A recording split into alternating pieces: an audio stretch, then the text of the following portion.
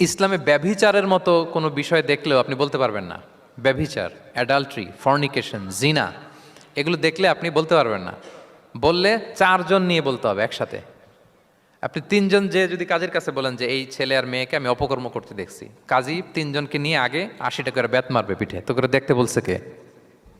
তোমাদেরকে এই কাজ অবজার্ভ করতে বলেছে কে? কারণ তিনজন মিলে এই উইটনেস হবে না। চারজন উইটনেস যদি থাকে তাইলে তাও আমরা দেখছি বললে হবে না, তারপরও মায়ের। আরও রলি আমি বলি, চারজন এসে যদি বলে যে আমি একজন নারী একজন পুরুষকে ন্যাকেড অবস্থায় এই ঘরে প্রবেশ করতে দেখছি, তারপর কাজে নিয়ে এই চারজনের আশীর্বাদ দিবে, কারণ এতেও প্রমাণিত হয় নাই। তারা হয়তো একটা জায়গায় অবস্থান করেছে কিন্তু বড় ধরনের কোনো পাপের সাথে লিপ্ত হয় নাই হয়তো। তার মানে একেবারে চাক্ষুষ, তাও নারী দিয়ে এই উইটনেস হবে না, চারজন পুরুষ এই পাপ কাজের চাক্ষুষ সাক্ষী ছিল, এটা যদি বলে সব কিছু যদি মিলে যায়